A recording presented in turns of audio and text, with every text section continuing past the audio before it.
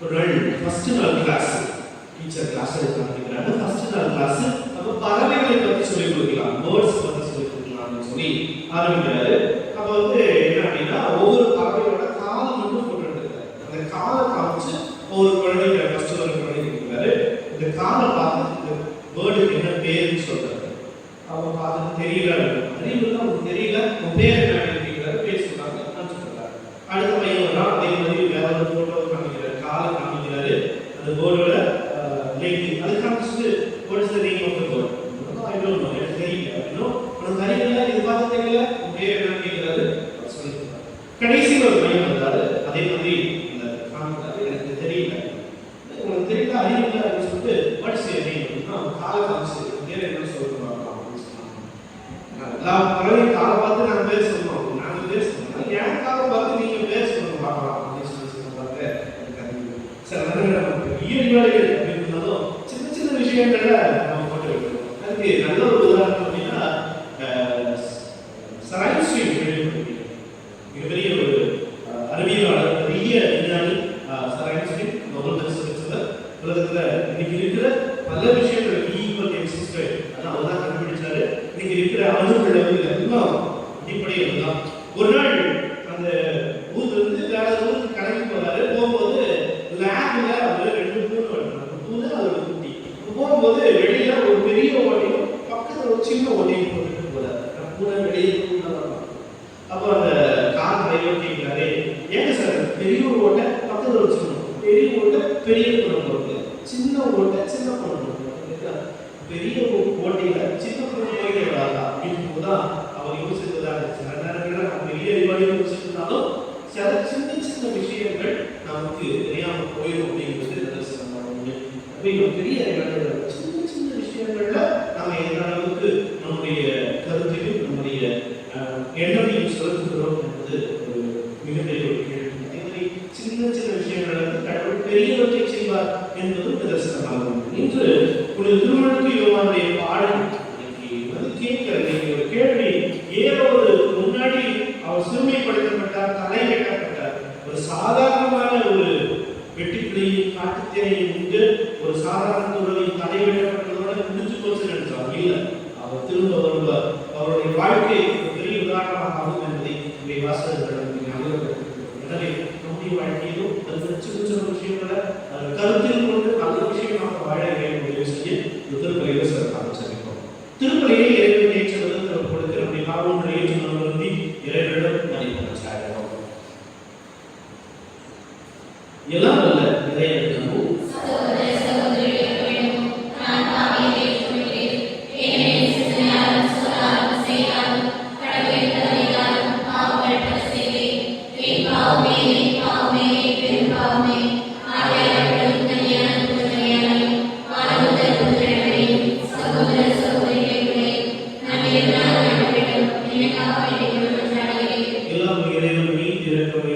பாவங்களை தவிர்த்து நம்மை முடிவில்லா நித்திய வாழ்க்கை அழைத்து செல்வாராக.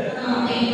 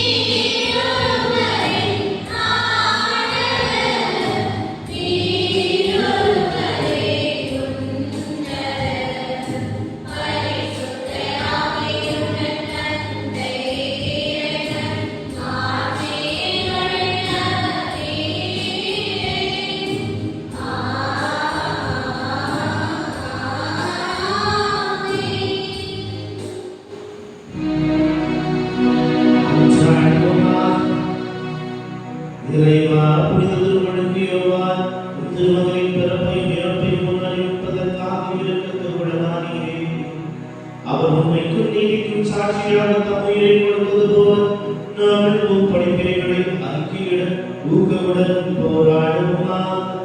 உமோடு தூயாமையானவரின் ஒன்றில் இறைவனாய் என்று வாழ்ந்து ஆட்சி செய்கின்றவர் வழியாக உம்மை மன்றாடுகின்றோம்.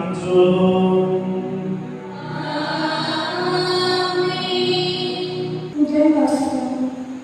எல்லா வகையிலும் செல்வர்களானீர்கள். திருத்தூதர் பவுல் கொரிந்தியருக்கு எழுதிய முதல் திருமுகத்தின் வாசகம் 1ஆம் அதிகாரம் 1 முதல் 3 முடிய. கொரிந்தியாவில் உள்ள கடவுளின் திருச்சபைக்கு அவர் திருக்குறத்தால் கிறிஸ்து இயேசுவின் திருத்தூதராக அழைக்கப்பட்ட பவுலும் சகோதரராகிய கிறிஸ்தேனும் எழுதுவது. இயேசு கிறிஸ்துவோடு இணைக்கப் பெற்ற துயரொடுக்கப்பட்டு இறை மக்களாக இருக்க அழைக்கப்பட்டுள்ள உங்களுக்கும் எல்லா இடங்களிலும் நாம் ஆண்டவர் இயேசு கிறிஸ்துவை அறிக்கையிடும் யாவரும் நம் தந்தையான கடவுளிடமிருந்தும் ஆண்டவர் இயேசு கிறிஸ்துவிடமிருந்தும் அதிலும் அமைதி உண்டாக. இயேசு கிறிஸ்து நமக்கு மட்டுமல்ல எல்லா அனைவருக்கும் ஆண்டவர். கிறிஸ்து இயேசுவின் வழியாக நீங்கள் பெற்றுக்கொண்ட இறை அன்பை முன்னிட்டு உங்களை நினைத்து என் கடவுளுக்கு என்றும் நன்றி செலுத்துகிறேன். ஏனெனில் நீங்கள் கிறிஸ்துவுடன் இணைக்கப்பட்டு செல்வன்மையும் நிறை அன்பையும் பெற்று எல்லா வகையிலும் செல்வர்களானீர்கள். மேலும் கிறிஸ்துவை பற்றிய சான்று உங்களால் உறுதிப்படுத்தப்பட்டுள்ளது. ஆண்டவராகிய இயேசு கிறிஸ்து வெளிப்படுத்துவதற்காக காத்திருக்கும் உங்களுக்கு அனுப்புரை எதுவும் குறையே இல்லை. நம் ஆண்டவர் இயேசு கிறிஸ்து வெளிப்படும் நாளில் நீங்கள் உரை சொல்லுக்கு ஆளாதிருக்க அவர் உங்களை இறுதி வரை உறுதிப்படுத்துவார். கடவுள் நம்பிக்கைக்குரியவர். தம் மகனும் நம் ஆண்டவருமாகிய இயேசு கிறிஸ்துவின் பிறப்புகளில் பங்கு பெற உங்களை அவர் அழைத்துள்ளார். இது ஆண்டவர் வழங்கும் வாக்கு. முதல் பாடல் பல்லவி. என் கடவுளே, உமது பெயரை எப்பொழுதும் போற்றுவேன். நாள்தோறும் உம்மை போற்றுவேன். உமது பெயரை என்றும் எப்பொழுதும் புகழ்வேன். ஆண்டவர் மனம் மிக்கவர், என்றும் போற்றுதற்குரியவர். அவரது மாண்பு நம் அறிவு கேட்டார்கள். பதிலடி பாடல் பல்லவி.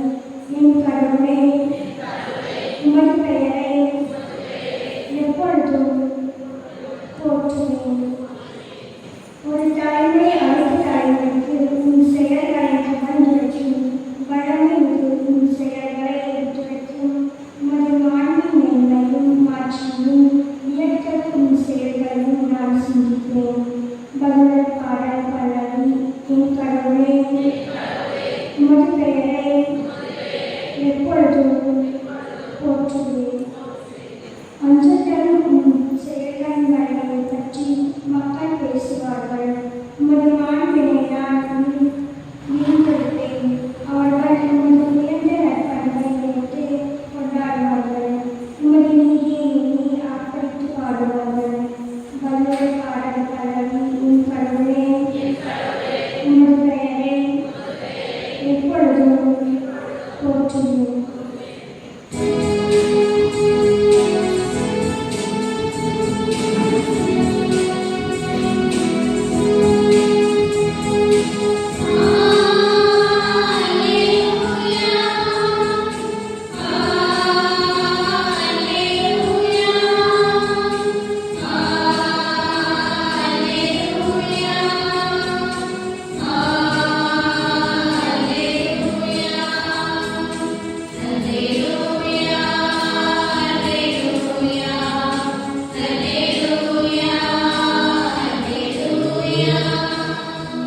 நீதியின் பொருட்டு துன்பப்படுவோ பேரற்றோ எங்கள் விமர்சனங்களுக்குரியது. அல்லேலூயா.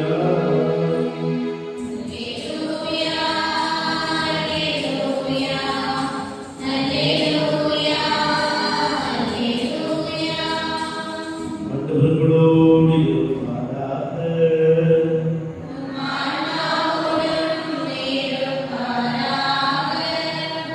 எழுதியால் செய்திலிருந்து மார்க்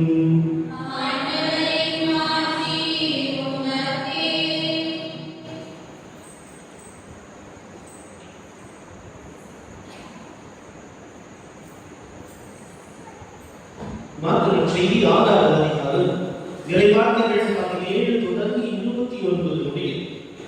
அக்காலத்தில் ஏரோது தம் சகோதரரான பிலிப்பின் மனைவி ஏரோதியாவை மனைவியாக்கிக் கொண்டிருந்தார்.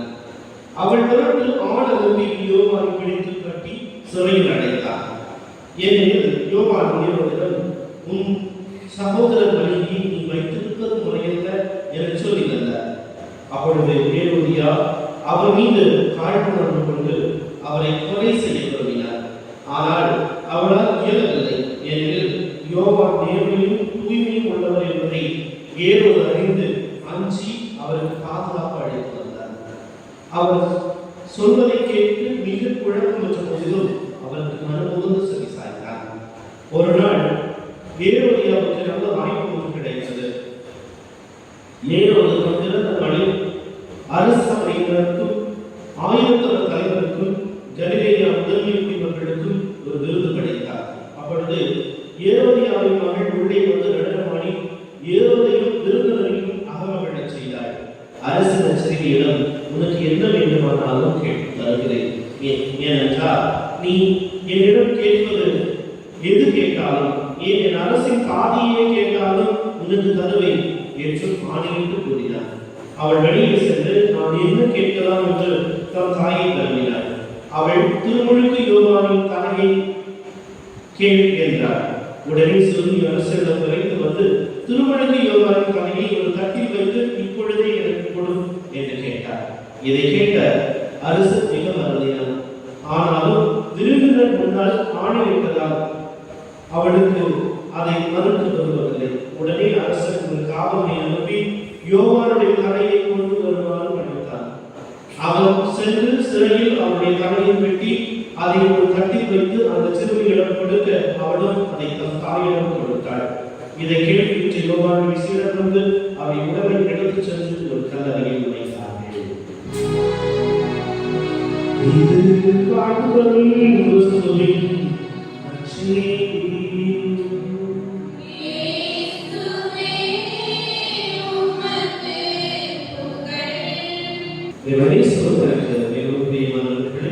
ஒவ்வொரு இறைவு பெயரால் தன்னுடைய சுவாசம் பெயரால் வாழ்த்து சின்ன ஒரு கேள்வி. ராமாயணம் கேட்கிறீங்களா? ராமாயணம் கதைகள். ஓகே, ராமாயணத்தை யாரெல்லாம் அந்த கதைகளுக்கு ராமாயணத்துடைய கதை யாரை பற்றி சொல்றது? ராமனும் சீதை.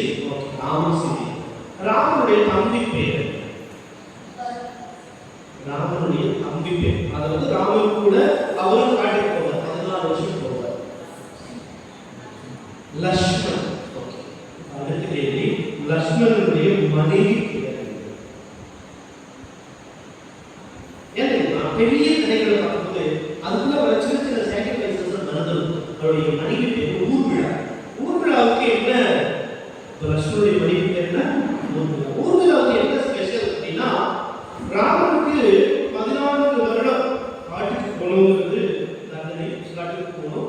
அப்ப அந்த 14 வருஷம் போகும்போது கூட உடல் இருப்பதற்கு லக்ஷ்மணனை கூட்டிட்டு போனார்.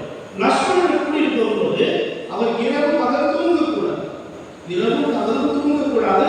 ஏன்னா ராமனையும் சீதாவையும் காக்க வேண்டும். அவங்களுடைய எந்த பிரச்சனைகளுக்கும் போகாம காத்துக்கணும். அதுதான் அவருக்கு கொடுக்கப்பட்ட பொறுப்பு. அப்போ 14 வருஷம் தூங்கக்கூடாது. ஆனா தூங்காம ஒரு மனுஷனோட இருக்க முடியாது. அப்போ ஊர்மிளா வந்து சொல்றா, உனக்காக நான் 14 வருடம் தூங்க. அப்போ இவருடைய இந்த ஊர்மிளா தூங்குவாங்க. ஊர்மிளா தூங்குறதுடைய பலன் யாருக்கு கிடைக்கும் அப்படின்னா லக்ஷ்மணனுக்கு கிடைக்கும். ஒரு மனைவி எவ்வளவு தூரம் ஒரு கணவனுக்காக சாக்ரிஃபைஸ் பண்ணுவா அப்படிங்கிறது மிகப்பெரிய ஒரு உதாரணம். எப்போ ராமனையும் சீதையும் பற்றி அவ்வளவு தூரம் பேசப்படுது, இந்த லக்ஷ்மணையும் ஊர்மிளாவையும் மறந்து விடுகிறோம். இந்த ஊர்மிளாவுடைய சாக்ரிஃபைஸ் 14 வருஷம் தன் கணவனுக்காக தூங்கிய ஒரு பெண். எப்படி லக்ஷ்மணன் தன்னுடைய அண்ணனுக்காக 14 வருஷம் தூங்காம இருந்தாரோ, தன்னுடைய கணவன் தூங்கி ரெஸ்ட் எடுத்தால் என்ன பலன் கிடைக்குமோ அந்த பலனை தன்னுடைய கணவனுக்கு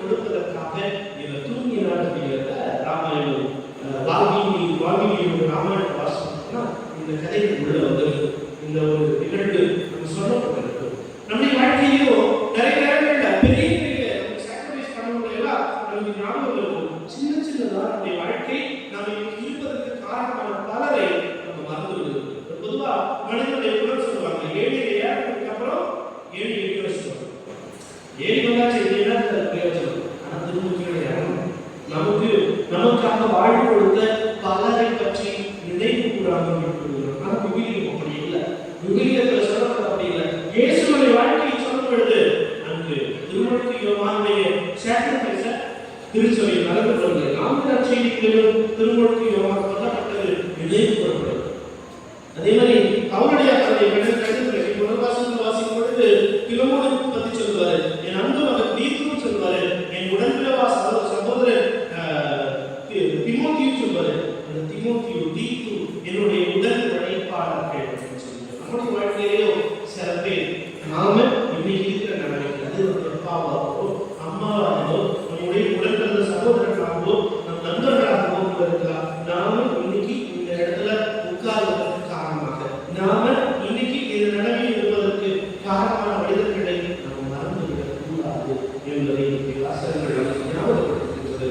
நாம என்ன நிலையில இருந்தாலும், எவ்வளவு தூரம் வளர்ந்து போனாலும், எவ்வளவு சொத்துள்ளவர்களாக இருந்தாலும், நமக்காக நாம் இன்னைக்கு இருக்கிற நிலைமைக்கு நமக்கு வித்திட்டவர்களை மறந்து விடவே கூடாது. அவர்களுடைய சாக்ரிஃபைஸ், அவர்கள் கொடுத்த அந்த ஆசீர்வாதம், அவர்களுடைய உடனிருப்பு நமக்கு இந்த இடத்துக்கு கொண்டு வந்து சேர்க்கிறது என்பதை மறந்துவிடக்கூடாது. அதான் மோசேயை பற்றி சொல்லும் பொழுது மோசேயுடைய சகோதரன் அங்கு நினைவு கூறப்படுவார். அபிரகாமை பற்றி சொல்லும் போது லோத்து பற்றி நினைவு கூறும் பைபிள். அதே மாதிரி தாவீது சாலமோனுடைய பேராலயத்தை பற்றி சொல்லும் பொழுது அதற்கு வித்திட்டவன் தாவீது என்பதை விவிலியம் மறக்காது.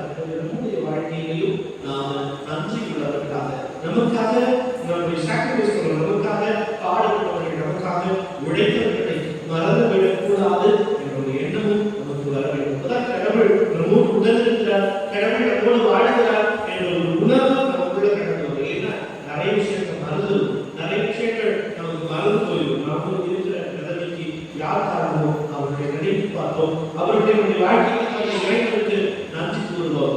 தெசலோனிக்கேயருக்கு எழுதின அவருடைய சொல்வார், தெசலோனிக்கேயருக்கு 5ஆம் அதிகாரம் 19-21 எப்பொழுதும் மகிழ்ச்சியாக இருங்கள், எப்பொழுதும் நன்றி கூறுங்கள், இறைவனாலும் இறைவனை வேண்டுங்கள், இறைவனாலும் இறைவனை வேண்டி நன்றி கூறி இறைவனை இறைவனுக்காக அந்த இறைவனுக்கு மன்றாடும் இறைவனை கிறிஸ்து என்று சொல் வாழ்த்துகிறவர்களாக கண்டிப்பாக.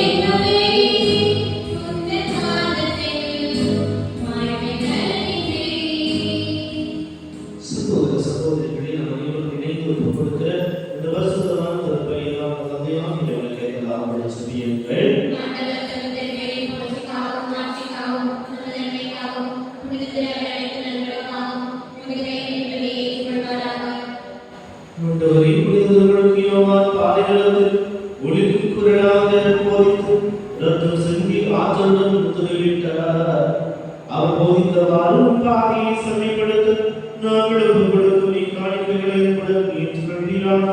எங்கள் ஆண்டவராகிய இயேசு கிறிஸ்துவினால் உம்மை மன்றாடுகின்றோம். ஆண்டவர் உங்களோடு இருப்பாராக.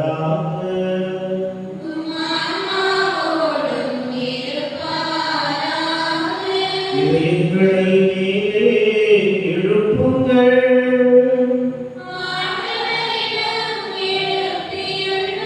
நம் இறைவனாகிய ஆண்டவருக்கு நன்றி கூறுவோம்.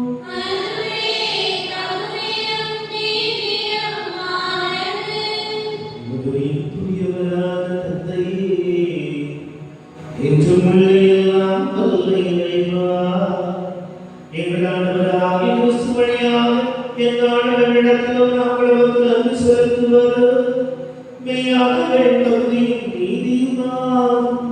எங்கள் கடமை மீட்புக்குரிய செல்வமாகும். கிறிஸ்துவின் முன்னோடியான விதியோமானை முன்னிட்டு நாங்கள் உன்னத ஆட்சியை புகழ்கின்றோம்.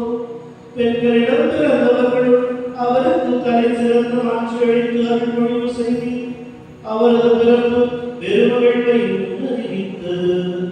மனிதனின் மீட்பு வந்துவிட்டது. நம்பருக்கு முன்னரே எங்களில் பால் தூங்கினார். இறை வாக்கினர் அனைவரில் அவர் வருவதை பழிக்கும் செவ்வரில் சுட்டிக்காட்டினார். மேலும் தண்ணீருக்கு புது பிறப்பும் ஆற்றல் தரும் திருமுழுக்கை ஏற்படுத்திய கிறிஸ்துவை அவர் திருமுழுக்கு ஆற்றினார். அவர் அந்த சிந்தி கிறிஸ்துவுக்கு மிகச் சிறந்த முறையில் சான்று பகரும் பேறு பெற்றார். ஆகவே இருந்த வெண்ணவரோடு சேர்ந்து நாங்களும் மனுடைகளிடையாது உமது ஆட்சியை புகழ்ந்து கொண்டாடி முடிவின்றி ஆர்ப்பரித்து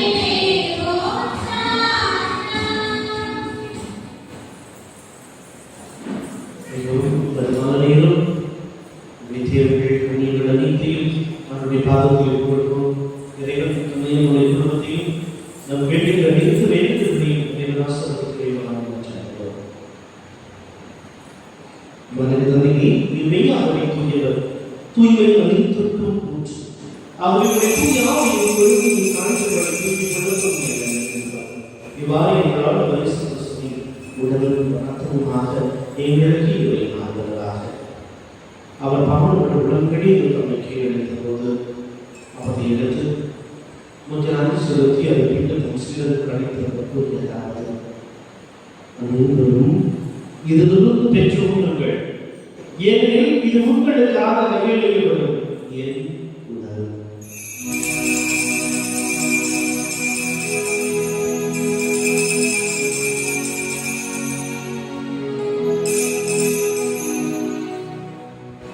அவனுடைய இரவு பொருளை அருளிய கிண்ணத்தை எடுத்து மீண்டும் உங்களுக்கு நன்றி கூறி தம் சீடருக்கு அளித்து அவர் கூறியதாவது, அனைவரும் இதிலிருந்து பெற்றுக்கொள்ளுங்கள், ஏனெனில் புதிய நிலையான உடன்படிக்கைக்குரிய இரத்தத்தின் கிண்ணம் இதுவாக மன்னிப்பு பெற்று உங்களுக்காகவும் பலருக்காகவும் செல்லப்படும். இதையும் நினைவாக செய்யுங்கள்.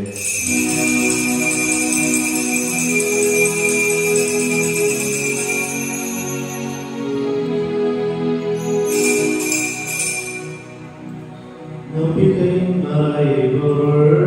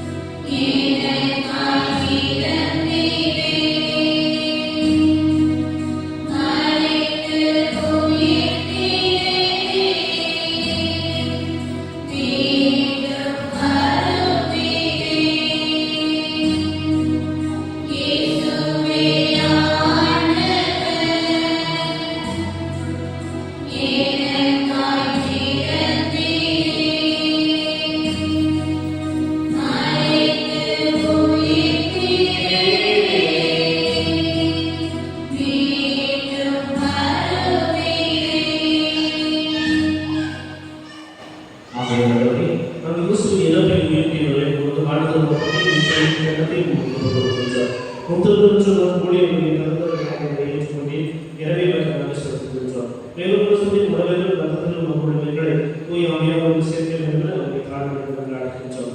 ஆண்டவரை உலகெங்கும் பரவிய கொடுத்தவரை நினைவுறுகிறோம்.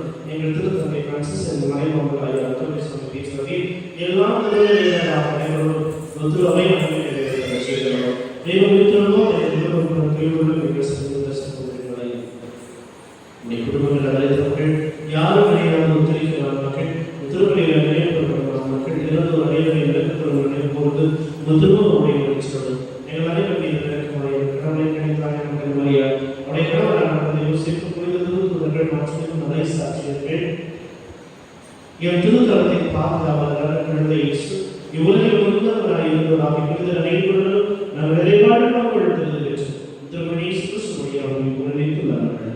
நீங்கள் கேட்கின்றோம்.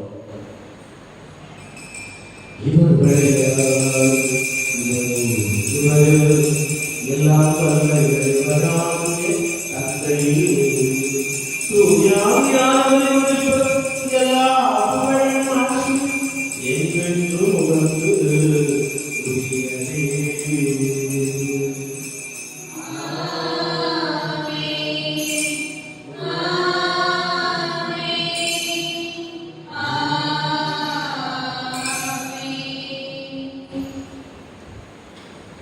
கடவுளுடைய வாக்குத்தத்தை நாம் அவருடைய பிள்ளைகள் எனவே பிள்ளைகளுக்குரிய நாம் சபிப்போம்.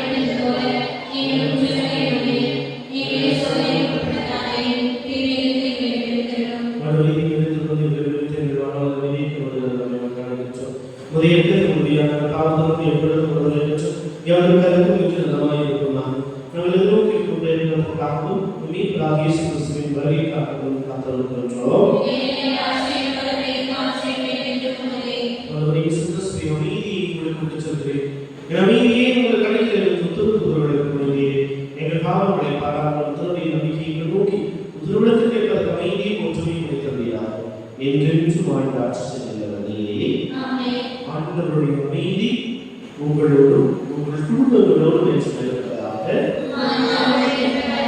ஒருவருக்கொருவர் உறவை வாழ்த்து.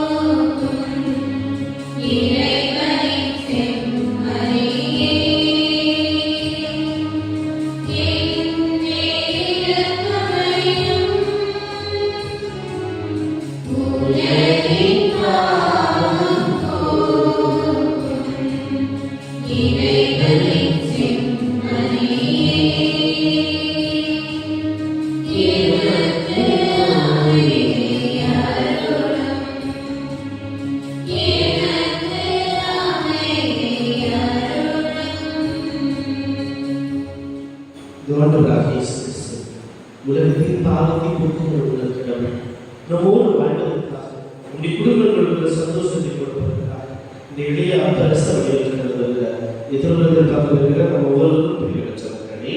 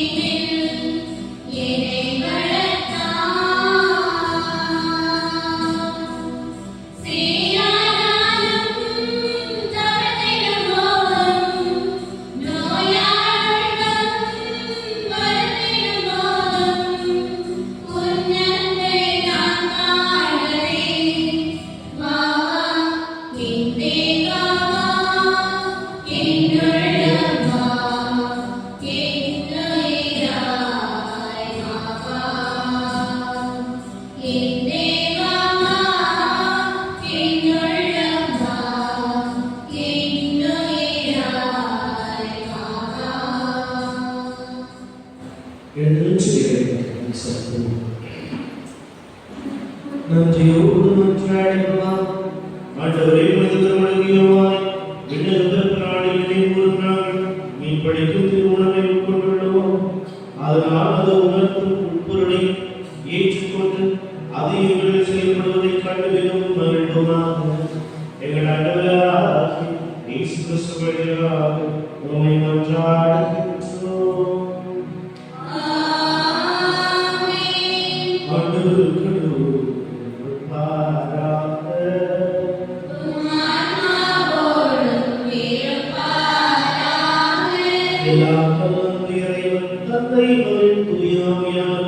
உங்களையும் உங்கள் குடும்பங்களையும் நிறைவாய் ஆசீர்வதிப்பாராக.